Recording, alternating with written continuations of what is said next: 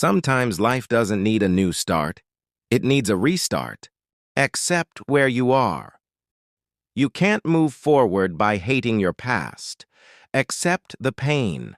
Accept the mistakes. Acceptance is the first step to change. Let go of what's not meant for you. Stop trying to fix what broke you. Let go of people, habits, and versions of yourself that drain your energy. Build new routines. Change starts in small steps. Wake up early. Eat clean. Read. Create a routine that reflects the life you dream of. Focus on growth. Don't chase perfection. Just try to be better than yesterday. Learn, grow, evolve. Protect your energy. Not everyone deserves your time. Surround yourself with peace, not people. Believe again.